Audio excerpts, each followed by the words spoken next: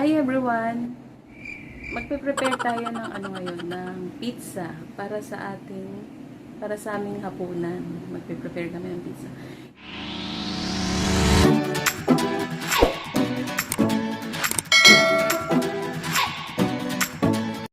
Yung paggawa ko ng pizza dough, minsan tinatansya ko na lang yun. Kasi hindi naman kailangan maalsang-maalsa yung dough mo pagka pizza. Maganda nga kung medyo crispy siya. Minsan naman, nagiging maalsa ang paggawa ko ng dough ng pizza. Depende. Pero hindi mo kailangan i-perfect yung dough ng pizza. Kasi kahit na flour and water lang, tsaka mga konting panimpla, salt, ang dami palang kalat sa kusina. Dito na lang tayo.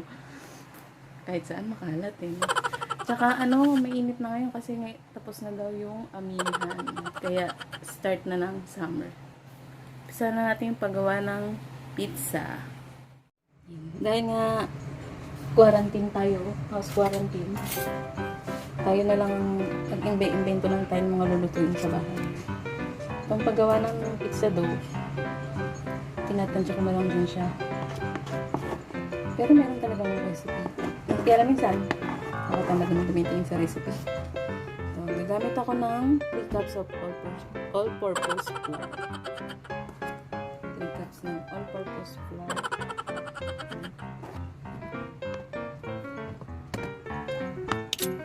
Yung half tablespoon ng yeast. Active dry yeast. Instant yeast po. Salt. Yan. Parang to taste lang din siya.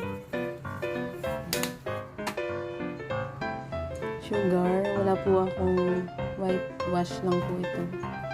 Mga 2 tablespoon ng sugar.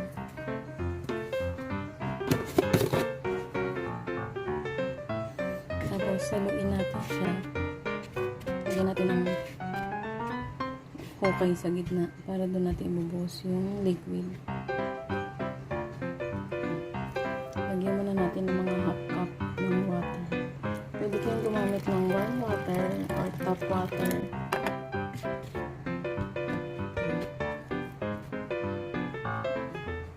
Lagyan pa natin ng tubig. Tsaka ng olive oil.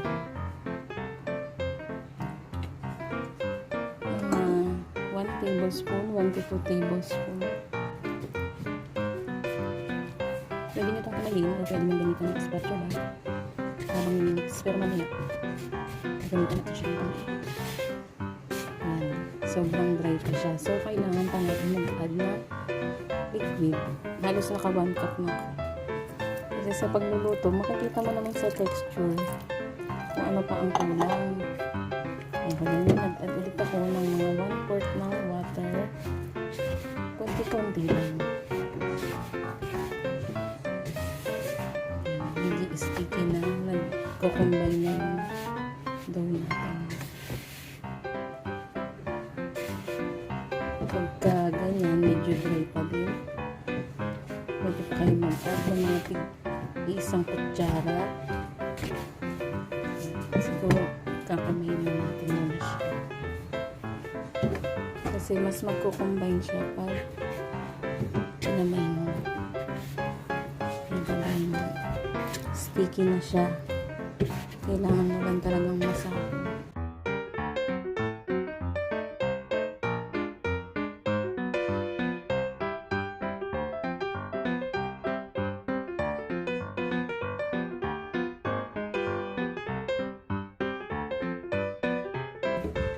Baking sheet yan. Yung isang baking sheet. Isang buong baking sheet. Pwede nang mapuno nito. Isang timplang dough.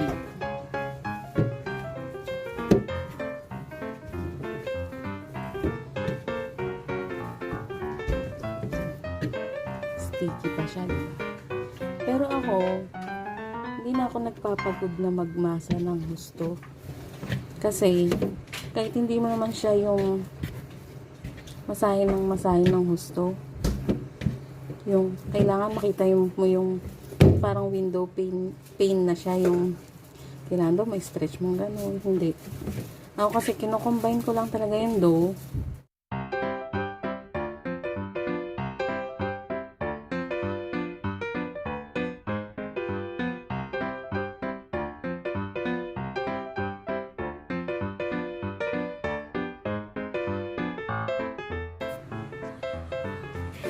Ayan. Pag nag-combine naman siya na ganyan, okay na yan. Lagyan lang natin ng oil.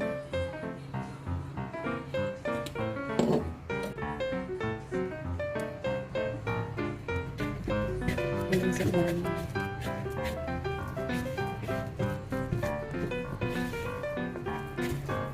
Kailangan pag umalsa siya, hindi siya mag-stick na.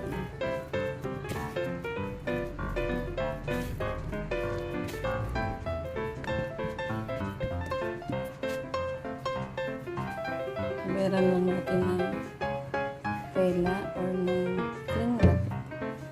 Tapos, maganda to, sa microwave ko siya pinapaalsa. Mas mabilis kasi mainit lalo doon. Pero hindi nyo i-on ha. O, diba? Ang laki na. Ayan, spread na natin to. Lalagyan na natin itong dough. Maganda yung kalsa niya. Gamitin natin baking sheet ng itong malaki. Para isang malaki. Pang family size. I-stretch lang natin. Nilagyan ko ito ng butter.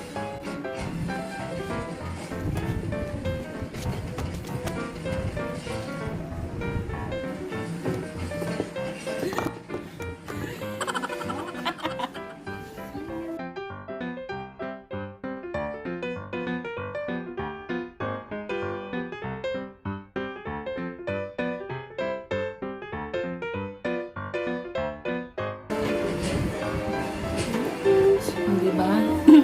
Tama lang sa sukat ng baking sheet yung ating pizza dough. Ay, pizza ba to? Hindi. Pakita mo yung ating mga ano lang. Naubos na yung mushroom natin. Na, nakakagawag yan. Pilabi pala. Tapos na yung mushroom. Basta kung ano na lang yung nasa, ano natin, nasa rep, nasa pantry. Kung ano na lang, yun na lang. Pwede na. Ano nakaraan nga, di ba cheese lang?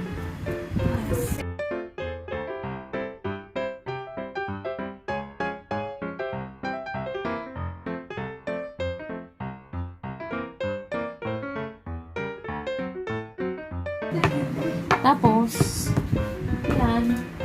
Pwede nyo lagyan ng garlic. Tapos meron tayo dito ng herbs. Alam ko oregano, herbs yan. Pwede natin lagyan. Para lang malasa. Pero malasa na ano natin kasi pasta sauce yun.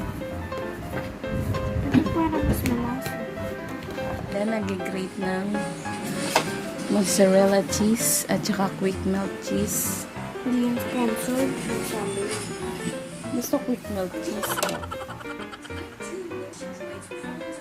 Tapos, may leftover kami na pasta sauce. Ito na yung gagamitin kong sauce.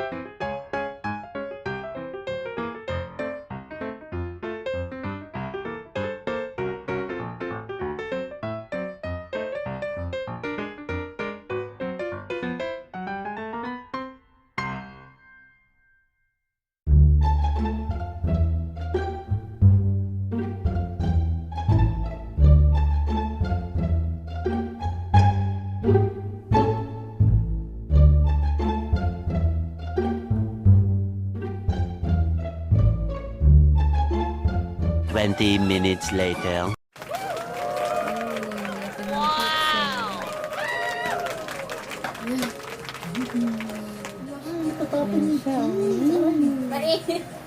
It's burn. Bacon. Hindi bacon. Charot.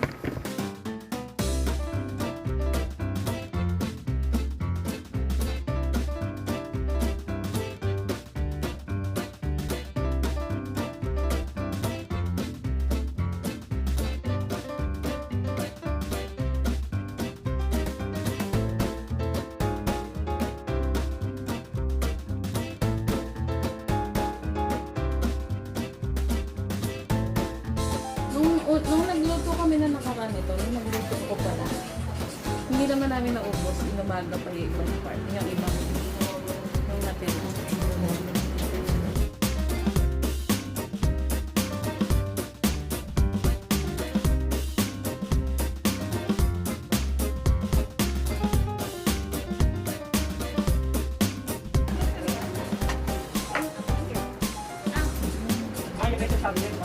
Pau gulong.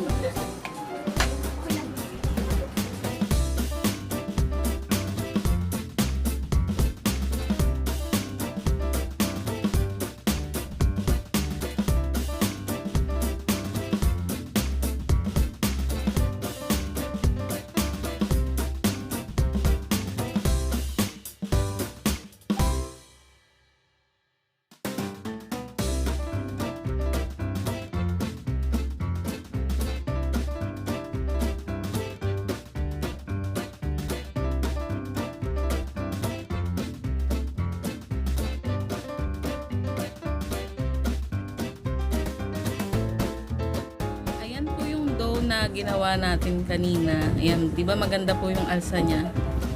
Sabay na siya binake kasama nung toppings. Ayan, di ba? Ang ganda. Hindi ko na minasa yan.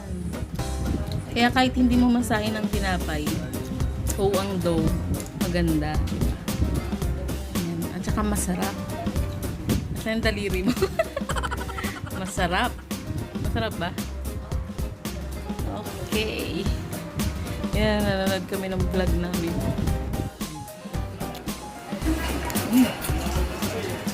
Mamay na tayo. Sayang yun. Mag-subscribe kayo sa channel namin bago mag-end yung video na ito. Like nyo din. Like nyo rin, pwede rin i-share. Maraming salamat sa mga nanood. Thank you for watching. Bye-bye!